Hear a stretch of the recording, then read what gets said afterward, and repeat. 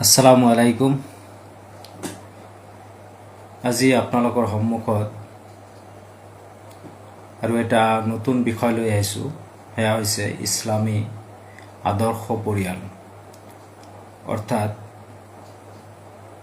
মুছলিম হিচাপে আপোনাৰ বা মোৰ পৰিয়ালটো কেনেকুৱা হোৱা উচিত, কেনেকুৱা হ'ব লাগে, এই বিষয়ে আজি আলোচনা কৰিম ইনশাআল্লাহ।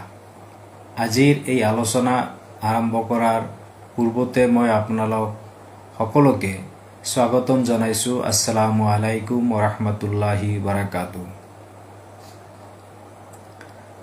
আলহামদুলিল্লাহ, আসসালাতু আসসালামু আলা ৰাসূলিল্লাহ, আম্মা বাদ।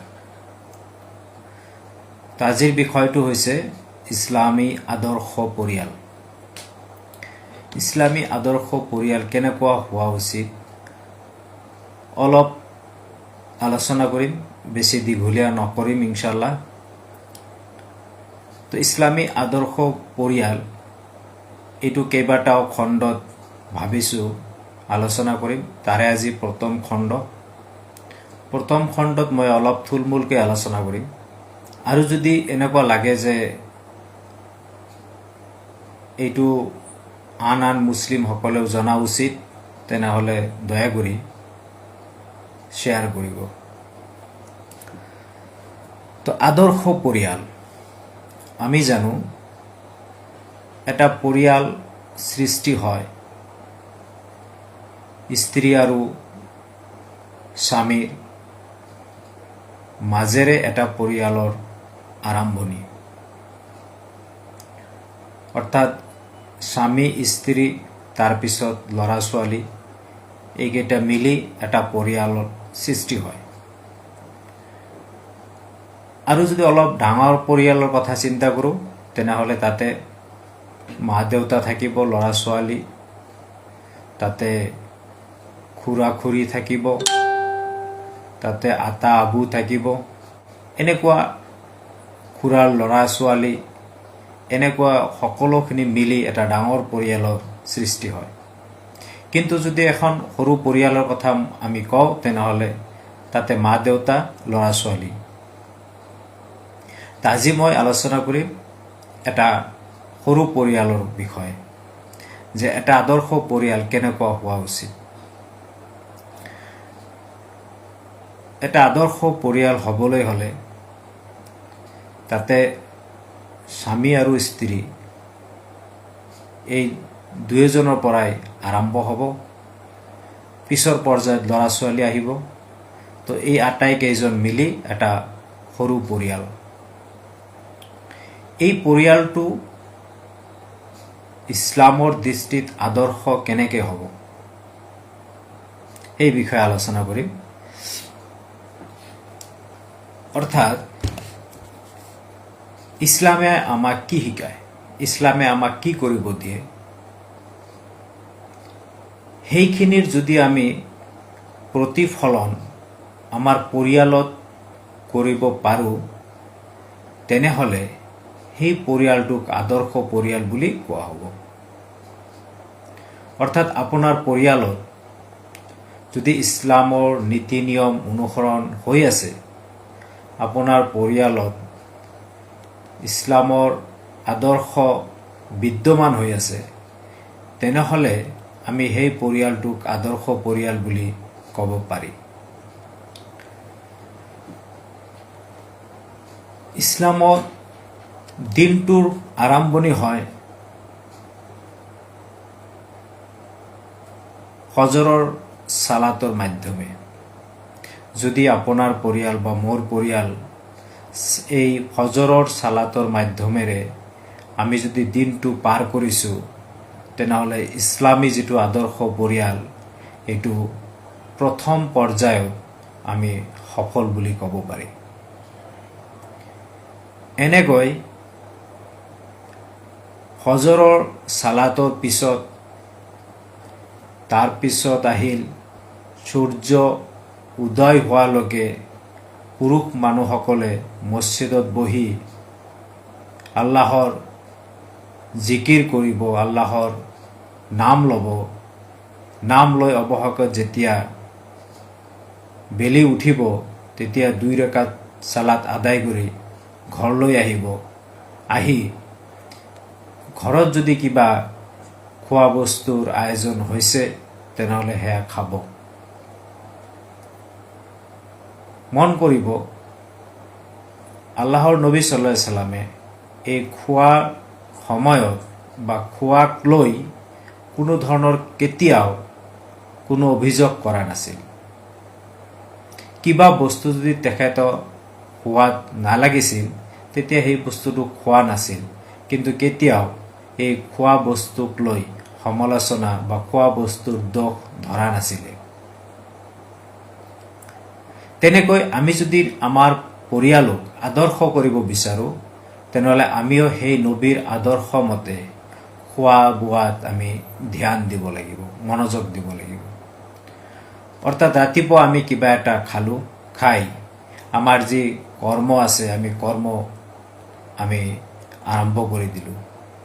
এলেহুৱা হৈ বহি থাকিলে আদৰ্শ পৰিয়াল আমি কেতিয়াও গঠন কৰিব নোৱাৰো। আমাৰ যিখিনি কৰ্ম আছিল সেইখিনি কৰ্ম আমি কৰিব লাগিব। হওক সেইটো আপোনাৰ ঘৰৰ ভিতৰৰ কাম, নাইবা খেতিত কাম, নাইবা অফিচ আদালতত বা বাহিৰত কোনো কাম। আমাৰ যি কাম কৰিবলগীয়া সেই কাম আমি কৰিব লাগিব। তাৰ পিছত আপুনি অকল নিজে ফজৰৰ সালাতটো পঢ়িলে নহব। আপোনাৰ পৰিয়ালৰ সদস্যসকলকো উৎসাহ সিহঁতকো দিব লাগিব, সিহঁতকো আদেশ কৰিব লাগিব, সিহঁতকো জগাই দিব লাগিব যে ফজৰৰ সালাত দি আপোনাৰ দিনটো আৰম্ভ হওক। তেনেকৈ আপোনাৰ ল'ৰা বা ছোৱালী যদি ডাঙৰ হৈছে তেখেতসকলকো আপুনি এই ফজৰৰ সালাতৰ কাৰণে আপুনি উৎসাহ প্ৰদান কৰিব লাগিব। ইয়াতে মোৰ সৰু এটা কাহিনী মই শুনিছিলোঁ যে এজন মানুহ যাৰ কালি ঠাণ্ডাৰ দিনত তাৰ 10-11 বছৰৰ ল'ৰা এটা আছে। সেই ল'ৰাজনক ফজৰৰ কাৰণে উঠাই দিলে। সেই ল'ৰাজন ঠাণ্ডাত উঠিলে, কষ্ট কৰিছে, সি উঠিব বিচৰা নাই। তাৰ পিছতো তাক জোৰ কৰি উঠাই উজু কৰাই নামাজ লৈ আহিল। সেই মানুহজনৰ লগত আন এজন মানুহ আছিল।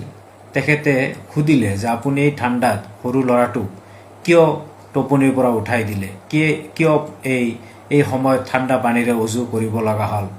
ইটো সৰু ল'ৰা, ইয়াক আপুনি ভাল নিবিচাৰে নেকি?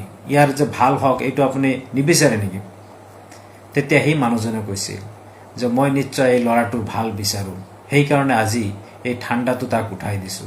কাৰণ পৃথিৱীৰ এই কষ্টটো সামূহিক সময়ৰ বাবে, কিন্তু তেওঁ যেতিয়া পৰকালত জাহান্নামৰ শাস্তিত ভুগিব লাগিব সেয়া কিন্তু সাময়িক সময়ৰ বাবে নহয়।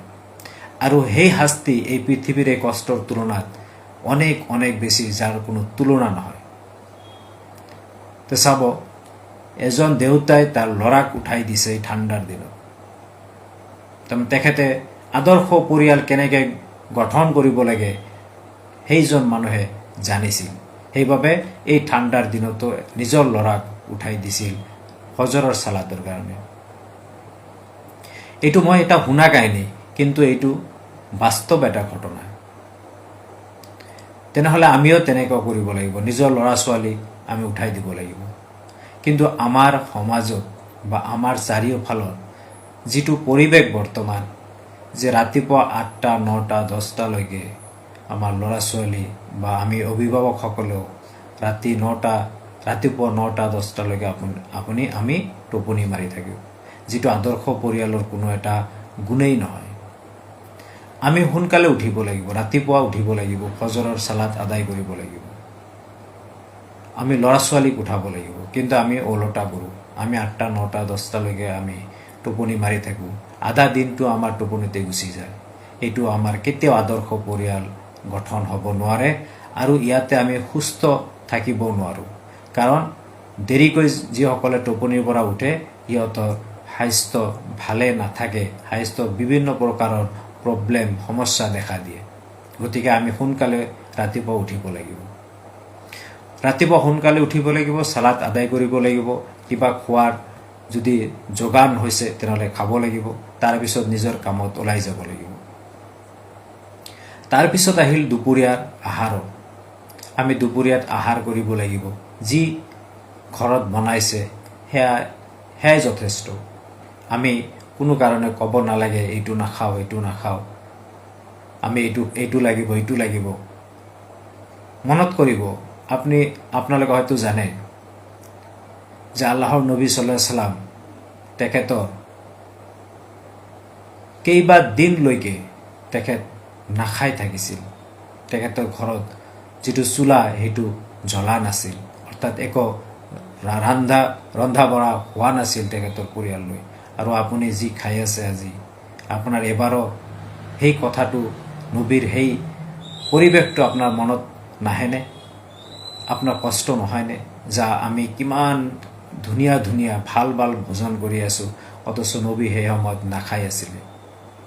এবাৰ চিন্তা কৰিবচোন কথাটো। যদি আপোনাৰ অন্তৰ এই কথাত হেমিকি নাযায়, তেনেহ'লে ভাবি ল'ব আপুনি আপোনাৰ সম্পৰ্ক নবীৰ লগত কেনেকুৱা। যিজন নবীক আপুনি আদৰ্শ হিচাপে মানে, সেইজন নবীৰ কথা যদি আপুনি চিন্তা নকৰে, সেইজন নবীৰ আদৰ্শ যদি আপোনাৰ মাজত নাথাকে, তেনেহ'লে আপুনি কেনেকুৱা আদৰ্শ, কাৰ আদৰ্শ পালন কৰি আছে? গতিকে খোৱাক লৈ আমি বেছি চিন্তা কৰিব নালাগে যে এইটো নাখাওঁ এইটো ভাল এইটো বেয়া। যি আহে সন্মুখত, যি আহে সেইটো অৱশ্যই হালাল হ'ব লাগিব আৰু পবিত্ৰ হ'ব লাগিব। পবিত্ৰ আৰু হালাল যিকোনো খাদ্য আপোনাৰ সন্মুখত আহি আপুনি খাই দিয়ক। কিন্তু খোৱাৰ সময়তো মনত ৰাখিব, আপুনি পেট ভৰাই নাখাব, কাৰণ এইটো ইছলামিক আদৰ্শ নহয়। আপোনাৰ পেটটো 3টা ভাগ কৰিব, অন্তত এটা ভাগ ভৰাব। আটাইতকৈ বেছি পৰিমাণ খালে এটা ভাগ আপুনি পেটটো ভৰাব, বাকী 2টা ভাগৰ ভিতৰত এটা ভাগ পানী থাকিব আৰু এটা ভাগ খালী থাকিব। এনেকৈ আপুনি খাব লাগিব। তেতিয়া আপুনি ইছলামৰ যিটো এটা আদৰ্শ পৰিয়াল, সেইটো গঠন হ'বলৈ আপোনাৰ বেছি সময় নালাগে। তাৰপিছত আহিল যে দুপৰীয়া যিটো আহাৰ সেইটো আপুনি গ্ৰহণ কৰিলে, তাৰপিছত জোহৰৰ সালাত আদায় কৰিলে। জোহৰৰ সালাত আদায় কৰাৰ পিছত আপুনি যদি বিচাৰে অলপ সময় আপুনি বিচনাত বাগৰি দিব পাৰে, অলপ সময়ৰ কাৰণে আপুনি টোপনি মাৰিব পাৰে। ধৰক আধা ঘণ্টা বা 1 ঘণ্টা সময় আপুনি টোপনি মাৰিলে। তাৰপিছত উঠি আকৌ আপোনাৰ যিটো কাম, সেই কামলৈ আপুনি গুচি গ'ল। আপোনাৰ কামত আপুনি ব্যস্ত হৈ গ'ল আৰু ঘৰৰ সকলোৰে যাৰ যি কাম আছে সেই কাম সকলোৱে কৰিলে। যদি আপোনাৰ ক'তো কাম নাথাকে, তেনেহ'লে ঘৰৰ যিবিলাক কাম আছে, বহুত কাম থাকে ঘৰত, সেই ঘৰৰ কামবিলাক কৰক। যদি তাতেও কাম নাথাকে, তেনেহ'লে আপোনাৰ স্ত্ৰীৰ সহায় কৰক। তেওঁ কৰা কামবিলাকক আপুনি অলপ সহায় কৰক, যাতে তেওঁৰ অলপ আৰাম হয়। তাৰপিছত আসৰৰ সালাত, বাকী সালাতবিলাকৰ দৰেও আপুনি এই আসৰৰ সালাত আদায় কৰক আৰু ঘৰৰ সকলোকে আদেশ কৰক। আসৰৰ সালাত আদায়ৰ অন্তত ঘৰৰ যিবিলাক সমস্যা আছে, বাকী সকলোৰে লগত বহি সেই সমস্যাবিলাক সমাধানৰ কাৰণে আলোচনা কৰক। ইয়াৰ মাধ্যমত আমি ইছলামী আদৰ্শ পৰিয়াল গঠন কৰিব পাৰিম। ইয়াৰ পিছত মাগৰিবৰ সালাত আদায় কৰিলে আৰু ঘৰৰ সকলোকে আদেশ কৰিলে। তাৰপিছত মাগৰিবৰ আৰু ইশাৰ মাজত আপোনাৰ ৰাতিৰ আহাৰটো কৰি লওক। তাৰপিছত ইশাৰ সালাত আদায় কৰি আপুনি টোপনি যাওক। এই ফজৰৰ সালাতৰ পৰা আৰম্ভ কৰি দিনটো আৰম্ভ কৰি ইশাৰ সালাতলৈকে আপুনি যেতিয়াই সময় পায় আপোনাৰ ঘৰত ইছলামৰ বিষয়ে আলোচনা কৰক, নিজৰ ল'ৰা ছোৱালীক শিকাওক, নিজৰ ল'ৰা ছোৱালীক আপুনি শিক্ষাদান কৰক। কোৰাণত কি আছে, হাদিছত কি আছে, আমি কেনেকৈ এখন ইছলামী আদৰ্শ পৰিয়াল গঠন কৰিব পাৰোঁ, তাৰে শিক্ষা আপুনি দিয়ক। সিহঁতক শিকাওক যে আমি মুছলিম, আমি আল্লাহৰ ওচৰত আত্মসমৰ্পণকাৰী, আল্লাহৰ আদেশ নিষেধ আমি মানি চলিব লাগিব। তেহে ইহকাল আৰু পৰকালত আমি কল্যাণ লাভ কৰিব পাৰিম, আমি সফলতা অৰ্জন কৰিব পাৰিম। সিহঁতক শিকাওক অন্যায় আৰু অন্যায়ৰ পাৰ্থক্য। মুছলিম এজন কেতিয়াও অন্যায়ৰ পথত থাকিব নোৱাৰে, আৰু যদি ক'তবা অন্যায় হৈ আছে, তেনেহ'লে মুছলিম এজনে সেই অন্যায়ক বাধা দিব লাগিব। যদি হাতেৰে নোৱাৰে তেনেহ'লে মুখেৰে বাধা দিব, যদি মুখেৰেও নোৱাৰে তেনেহ'লে অন্তৰেৰে সেই কামটোক ঘৃণা কৰিব। এইটো আপুনি সিহঁতক শিকাওক। আনহাতে আপোনাৰ ল'ৰা ছোৱালী ক'ত গৈ আছে, কাৰ লগত ঘূৰি আছে, কি কৰি আছে, এইবিলাক খেয়াল ৰাখক। সৰু সৰু বস্তুৰ পৰাই ডাঙৰ ডাঙৰ ভুল হৈ যায়। গতিকে আপোনালোকে যেতিয়া ল'ৰা ছোৱালীৰ সৰু এটা ভুল দেখা পায় তেতিয়া সিহঁতক লগে লগে শুধৰাই দিয়ক। ল'ৰা ছোৱালীৰ প্ৰতি যত্নৱান হওক, সিহঁতৰ স্বাস্থ্যৰ খেয়াল ৰাখক। সিহঁতৰ যদি কিবা বেমাৰ হৈছে সিহঁতৰ ট্ৰিটমেণ্ট দিয়ক। এইটো এটা আদৰ্শ পৰিয়ালৰ লক্ষণ। আৰু আপোনাৰ ল'ৰা ছোৱালীক ন্যায় অন্যায়ৰ পাৰ্থক্য শিকাওক, সিহঁতক সৎ হ'বলৈ শিকাওক, দুখীয়াক দান কৰিবলৈ শিকাওক, লগতে সিহঁতক অলপতে সন্তুষ্ট থাকিবলৈ শিকাওক। সিহঁতক শিকাওক যে অলপতে সন্তুষ্ট থাকি কেনেকৈ আমি আল্লাহৰ প্ৰিয় ভাজন হ'ব পাৰোঁ। সিহঁতক শিকাওক যে যিসকলে আল্লাহৰ প্ৰিয় ভাজন হ'ব পৰা নাই, যিসকলে আল্লাহৰ অভিশাপ পাইছে, সিহঁতৰ অৱস্থা চাই, সিহঁতৰ ডাঙৰ ডাঙৰ বিল্ডিং, গাড়ী, সিহঁতৰ ঘৰ দুৱাৰ চাই যাতে নিজকে হেয় জ্ঞান নকৰে। যিখিনি আপুনি ইনকাম কৰিছে, উপাৰ্জন কৰিছে, সৎ উপায়েৰে উপাৰ্জন কৰিছে, যদি এখন জুপুৰিও হয় সেইখনে শান্তিৰ ঠাই, এইটো আপুনি শিকাওক। কোনো কাৰণতে যাতে অবৈধভাৱে আপোনাৰ ল'ৰা ছোৱালী কোনো উপাৰ্জন কৰিব নোৱাৰে, সেইফালে আপুনি সিহঁতক শিক্ষাদান কৰক। আৰু সিহঁতক শিকাওক যে অন্যায় কৰি কাৰো পৰা পইচা ল'ব নোৱাৰি, আমি ঘুষ খাব নোৱাৰি, এয়া ইছলাম পৰিপন্থী, এয়া ইছলামী আদৰ্শ পৰিয়াল নহয়। সিহঁতক শিকাওক পাৰ্থিৱ জীৱনৰ লোভ লালসাই, পাৰ্থিৱ জীৱনৰ সৌন্দৰ্যই যাতে সিহঁতক আল্লাহৰ পথৰ পৰা বিচ্যুতি কৰি নিদিয়ে। এই পাৰ্থিৱ জীৱনৰ ৰঙে বহুত মানুহক আল্লাহৰ পথৰ পৰা বিচলিত কৰি দিছে।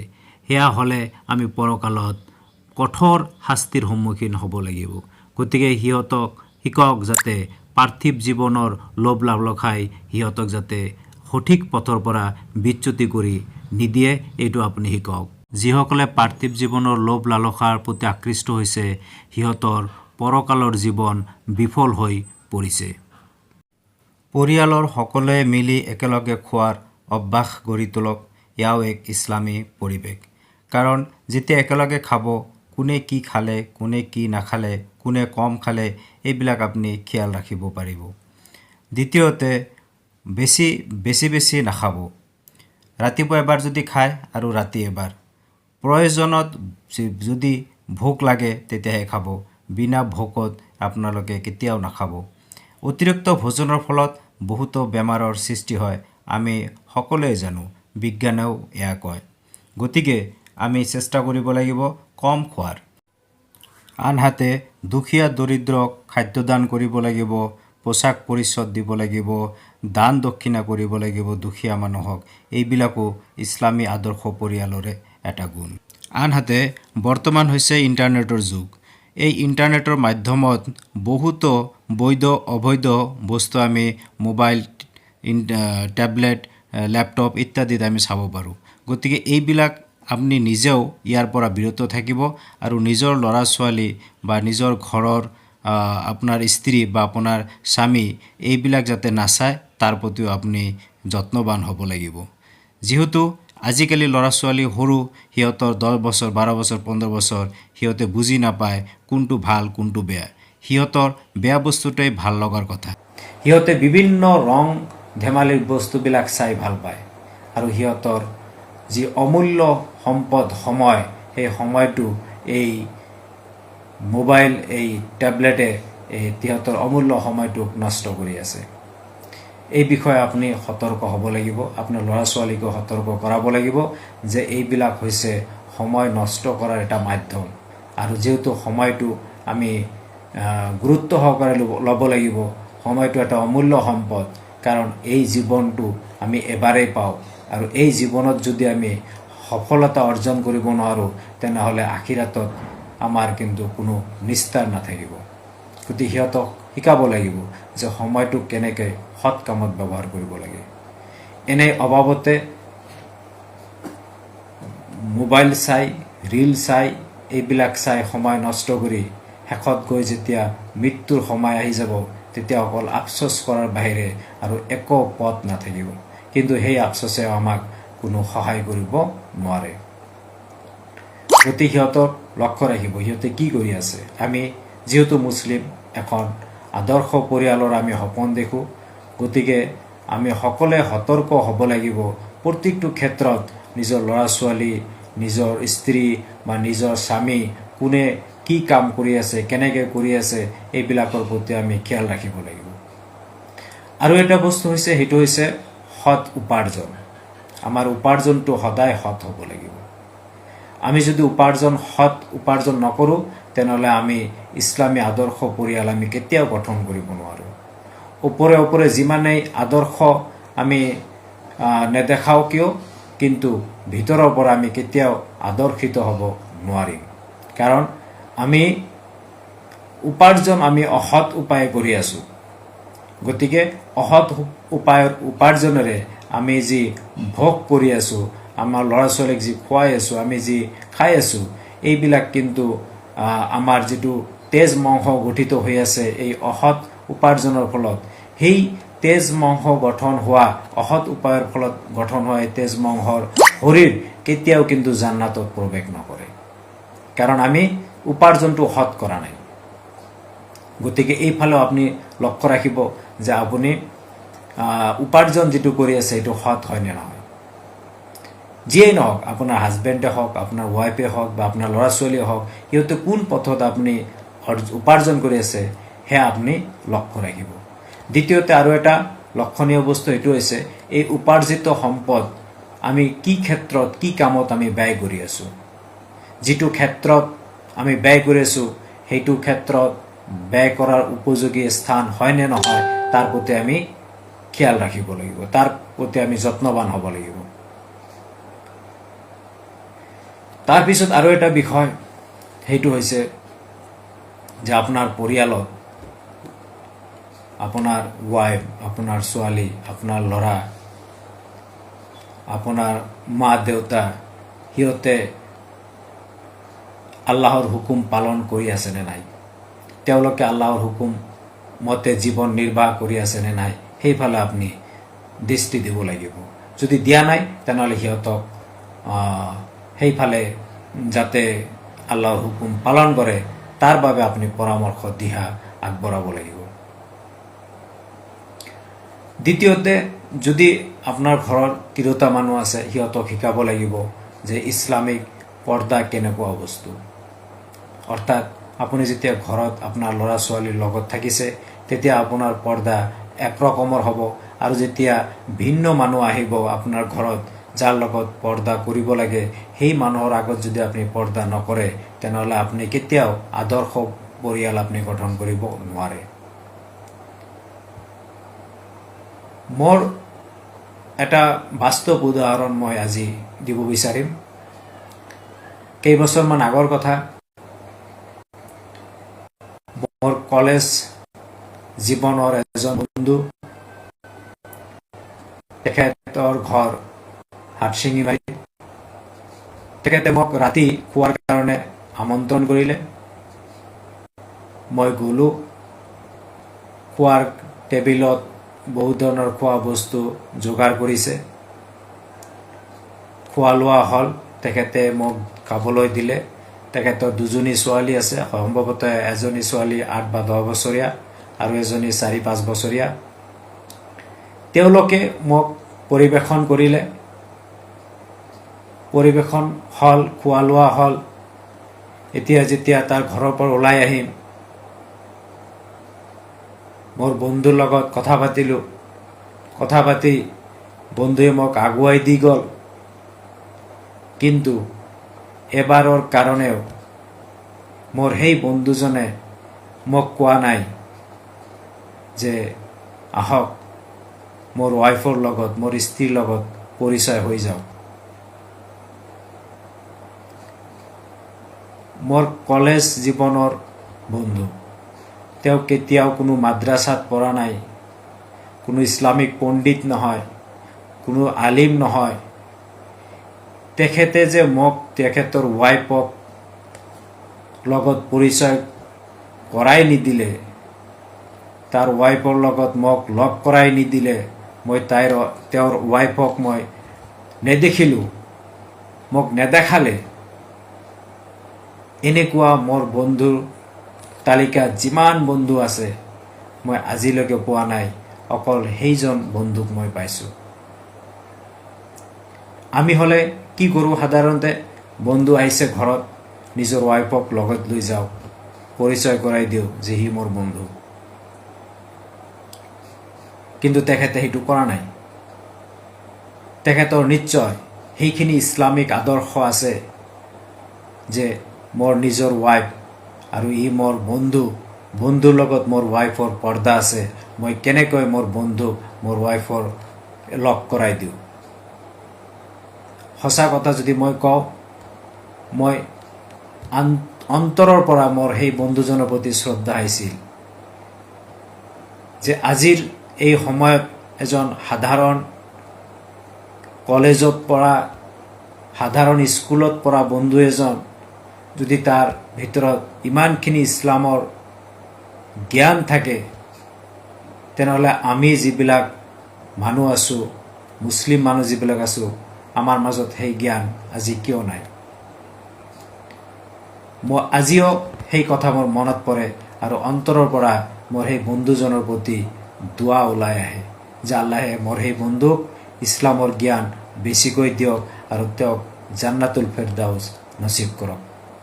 তেখেত এতিয়াও জীয়াই আছে, মই তাৰ কাৰণে দোৱা কৰোঁ, তেখেতৰ যাতে জিন্দগীটো দীঘলীয়া হয়, লগতে সুস্বাস্থ্য আৰু মুছলিম হিচাপে তাৰ জীৱনটো যাতে পাৰ হৈ যায়, তাৰ কাৰণে দোৱা কৰোঁ।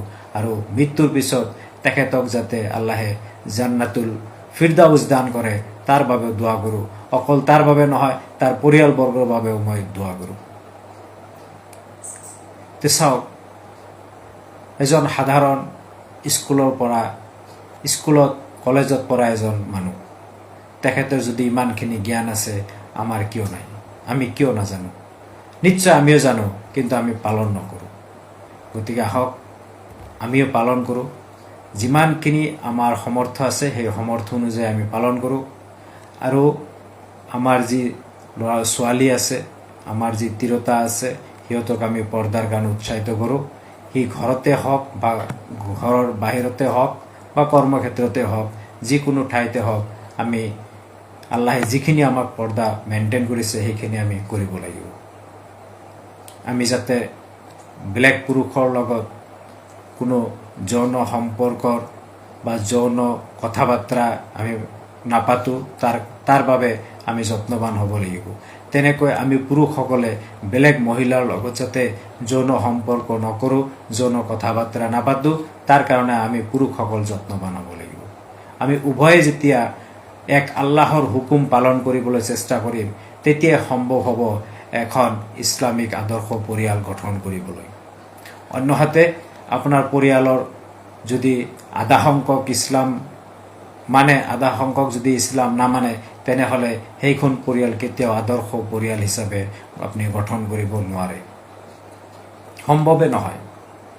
গতিকে আহক আমি চেষ্টা কৰোঁ, আমাৰ ল'ৰা ছোৱালী কি কৰি আছে, আমাৰ ল'ৰা ছোৱালী মোবাইলত কি চাই আছে, কিমান সময় চাই আছে, এইবিলাক আমি যত্নৱান হ'ব লাগিব। আৰু খোৱা বস্তুটোৰ ক্ষেত্ৰত আমি যত্নৱান হ'ব লাগিব যে আমি কমতকৈ কম আমি খাবলৈ চেষ্টা কৰিম, বেছি নহয়। আৰু দিনত দুবাৰৰ পৰা আমি মেক্সিমাম 3 বাৰ খাম, আৰু সেই খোৱাটো যাতে পেট পূৰাই নহয়, পেটৰ 3 ভাগ কৰি 1 ভাগ পূৰাব লাগিব। তো এই বিষয়ে যদি আমি আজি বৈজ্ঞানিক গৱেষণা কৰোঁ, তেনেহ'লে চাব এই নিয়মত যদি আমি চলোঁ, তেনেহ'লে অনেক বেমাৰৰ পৰা আমি দূৰত থাকিব পাৰিম। কিন্তু আমি অত্যাধিক ভোজনৰ ফলত আমাৰ আজি বিভিন্ন প্ৰকাৰৰ বেমাৰৰ সূত্ৰপাত হোৱা দেখা যায়। গতিকে আহক চেষ্টা কৰোঁ এখন ইছলামিক আদৰ্শ পৰিয়াল গঠন কৰিবলৈ। আৰু মোৰ হাৰচিঙিমাৰীৰ সেই বন্ধুজন যদি মোৰ লাইভটো শুনি আছে বা পিছলৈ যদি শুনে, নিশ্চয় তেখেতে গম পাব মই কোন বন্ধুৰ কথা কৈ আছোঁ। তেখেতে নিশ্চয় বুজি পাব আৰু তেখেতে নিশ্চয় মোৰ লগত এবাৰ হ'লেও কণ্টেক্ট কৰিব, এইটো মোৰ বিশ্বাস। তো যিয়েই নহওক, আহক আমি সকলোৱে আমি যত্নবান হওঁ এখন ইছলামী আদৰ্শ পৰিয়াল গঠন কৰিবলৈ। ইয়াৰ পিছত ইনশাল্লাহ কি কি কাম কৰিব লাগিব, কেনেকৈ ইছলামিক এটা আদৰ্শ পৰিয়াল গঠন কৰিব পাৰি, এই বিষয়ে দ্বিতীয় এটা পৰ্ব লৈ আহিম ইনশাল্লাহ। তো আজিলৈ ইমানেই। যদি ইয়াৰ মাজতে ভুল ত্ৰুটি হৈছে তেনেহ'লে মোক ক্ষমা কৰিব আৰু মোৰ কাৰণে দোৱা কৰিব, যাতে আল্লাহে মোক যিখিনি জ্ঞান দিছে সেইখিনি জ্ঞান যাতে মই নিজৰ জীৱনত বাস্তৱায়ন কৰিব পাৰোঁ আৰু আনক যাতে সেই জ্ঞানৰ কথাখিনি প্ৰচাৰ কৰিব পাৰোঁ, তাৰ বাবে আপোনালোকে মোক দোৱা কৰিব। তো আজিলৈ ইমানেই।